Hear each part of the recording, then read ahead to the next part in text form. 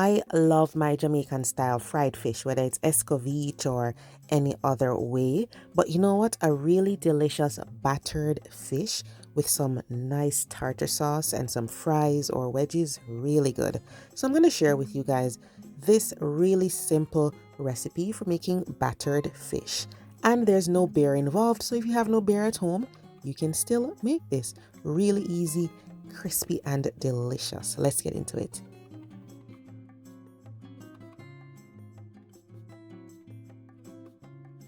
So what I have here is haddock fillets, and you can use snapper, like that's one of my favorite fishes to fry, but this was on sale and I had it at home, so I'm making use of it. So this is boneless, so it's perfect for doing battered fish. And then all you're going to do is season it with your favorite seasoning. Sometimes I just go ahead and add some seasoned salt and black pepper, okay? So use your favorite seasoning and just rub that in.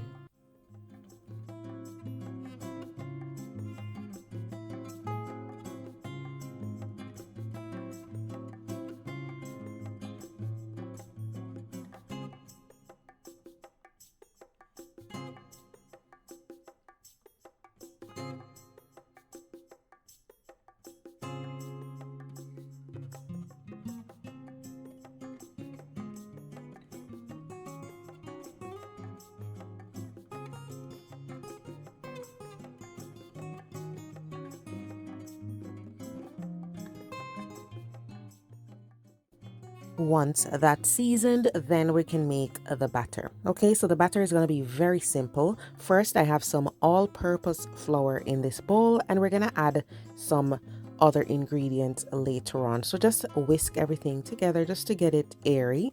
And then I'm going to add some baking soda. I have all the details on the quantities of the ingredients in the description below. Okay, so add the baking soda. Okay, and whisk that in. So adding the vinegar now, and the vinegar along with the baking soda is what creates those air bubbles in the batter. I'm adding some hot sauce for flavor, and this is good because it has a little salt in there. It has some vinegar too, so it helps with those air bubbles. All right, then we'll whisk in some water, and that is it. If you want to add a little salt, that's fine, but depending on how well you season the fish and how flavorful the hot sauce is, you might not need much salt here. Okay, so give this a good whisk, but don't over mix it. Okay, just mix it quickly and be done with it, and you can leave this in the fridge until you are ready to fry the fish. If you look closely at the batter, guys, you'll see those air bubbles formed by the vinegar and the baking soda. That's going to make our batter nice and airy and crispy. All right, so when it comes to frying the fish, guys, you can pat dry it again if it seems a little bit too wet. All right, so pat dry it without rubbing off the seasoning. One thing you can also do is you can dip it in flour first before dipping it in the batter. Sometimes I do that. Sometimes I just go ahead and dip it in the batter because, you know what, I'm trying to do this quickly. Okay, so I just dip it in the batter, and then you're going to be frying this, but be careful when you lay the fish into the oil. Sometimes I kind of shimmy it a little bit so that it doesn't stick, because if you leave it in one spot for too long, it's gonna stick. Okay, and we're just gonna fry this until it's a nice and golden brown. If you don't have a deep fryer, that's fine. You can use a pan over medium-high heat. Okay, just be careful when you lay it in. Sometimes I'll even get the marks from the basket, the deep fryer basket, on the fish if I'm not careful. So just lay it in there, and you can wiggle it a little bit and then move it around if you need to. Don't be afraid to do so. One thing you want to avoid doing is crowding the deep fryer or crowding the pan that you're using. Okay, so you can do maybe 2 or 3 pieces of fish at the same time, or if you're doing it to order, then you just do one at a time. But try not to overcrowd whatever frying equipment you are using. Okay, so I'm just going to show you guys again. Just lay the fish in, but don't just drop it. Okay, I kind of lay it like that, wiggle it a little bit, then I let it go.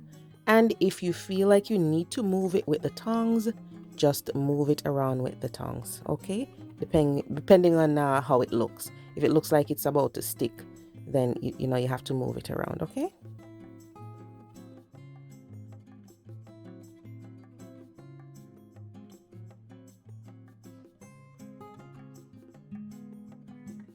So this is what we're looking for, guys, a really nice golden brown color, really nice and crispy.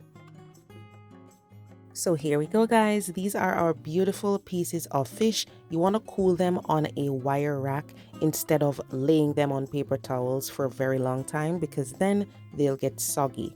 All right, so put them on a wire rack, and then you want to serve them right away, okay? Because these are best served hot and fresh. So once you drain this for a few seconds, straight into the plate. Now, of course, I love to have this with any sort of potato chips or fries. But as far as the sauce, you can use whatever sauce you like. I like to have it with tartar sauce. This tartar sauce was made overnight, which makes it even better. So, of course, it's creamy, it's sweet, it's tangy. It's really great for fish sandwiches too. So you can dip the fish in it or put it on the fish, or you can make a fish sandwich with the tartar sauce. It is so good. The texture and the flavor improves overnight. It is so delicious, guys. And I will leave the link to the video in the description box below this video.